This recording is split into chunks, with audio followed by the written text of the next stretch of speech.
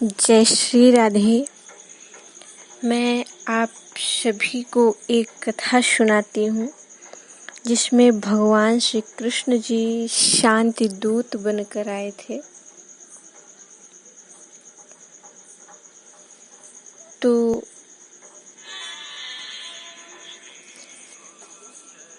भगवान श्री कृष्ण जी हस्तिनापुर पर प्रवेश किए, जिनके साथ महाराज थे और 2-4 लोग उनके सैनिक थे। भगवान श्री कृष्ण जी धृतराष्ट्र जी से एक शांति का प्रस्ताव लेकर आए थे, फिर भी किसी दूसरे का प्रस्ताव नहीं, खुद स्वयं का प्रस्ताव। तो भगवान श्री कृष्ण वहाँ पर पहुँच के सबको प्रणाम किए, आसन ग्रहण किए। उसके बाद भगवान श्री कृष्ण जी ने धृतराष्ट्र जी को अच्छी तरह से समझाया कि आप क्या चाहते हैं। युद्ध तो दोनों तरफ से दोनों लोग राजी हैं, इधर से भी राजी हैं, उधर से भी राजी हैं। आप युद्ध अगर आप चाहते हैं तो इनको कोई उत्तरदायी नहीं ठहराएगा। जो युद्ध करेगा सिर्फ तो सिर्फ आपको उत्तरदायी ठहराएगा, क्योंकि महाराज आप हैं, सबसे बड़े महाराज आप हैं।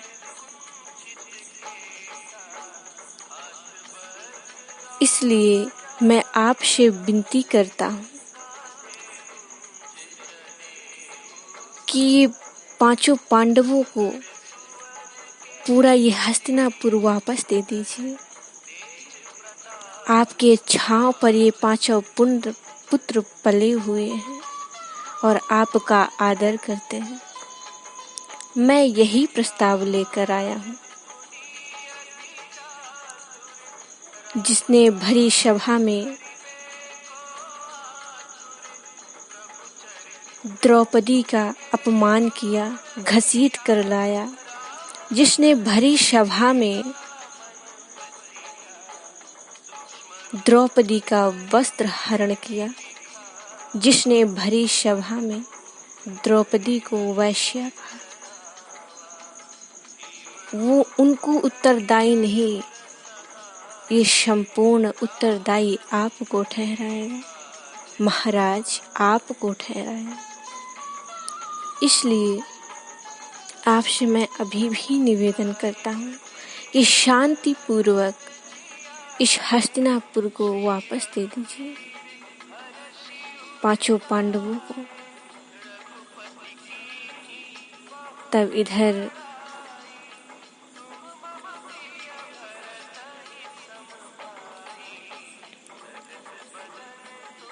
महाराज जी कहते हैं, कदाचित ये युद्ध तो कोई नहीं चाहता है।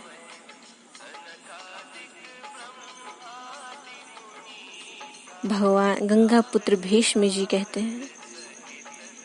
तब भगवान श्री कृष्ण जी कहते हैं कि इसमें कदाचित की बात क्या है। कदाचित तो बहुत बड़ा शब्द हो जाता है, इसलिए कदाचित यहाँ कहना ही नहीं चाहिए। कदाचित का मतलब होता है कि दोनों पक्ष के लोग युद्ध चाह रहे हैं। अगर आपको युद्ध नहीं करना है तो कदाचित का शब्द ही हटा दीजिए। अब तो युद्ध की घोषणा हो चुकी है, दोनों तरफ के लोग चाह रहे हैं। अच्छी बात है, अगर आप चाह रहे हैं तो दुर्योधन को, दुशासन को और ये शकुनी को, जो युद्ध क्रीड़ा में कटपट किया था, इन्हें कोई उत्तरदायी नहीं ठहराए। वल्ली आपको ही ठहराए। इसलिए मैं आपसे यही कहना चाहता था कि अभी भी टाइम है। आप हस्तिनापुर वापस दे दीजिए। फिर भी ये धृतराष्ट्र जी बात को नहीं माने।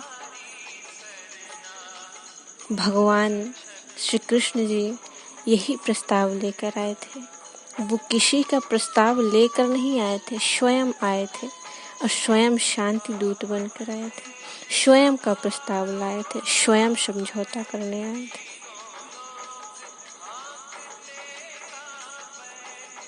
इसके आगे सब धृतराष्ट्र पर छोड़ दिए। फिर भी वो धृतराष्ट्र नहीं माने। आखिरी वही काम किए जो उनके मन में विचार में था। पांचों पांडवों को मरवाना चाहे, परंतु सफल नहीं हुए। उनके 100 के 100 पुत्र ही मारे गए। क्या हुआ धृतराष्ट्र पर? भगवान श्री कृष्ण जी ने कहा भी कि ऐसा ना हो कि आप सब परिवार को इकट्ठा करिए, आपकी जान जाए वो स्वाभाविक है, परंतु अगर पुत्रों की जान जाए तो आपको अच्छा नहीं लगेगा, क्योंकि 100 के 100 पुत्र अगर मारे गए, आपके कोई संतान नहीं बचे। मेरा शांति दूत कोई नहीं स्वीकार किया।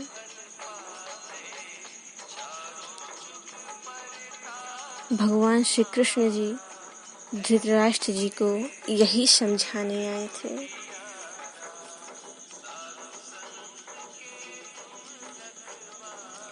राधे राधे।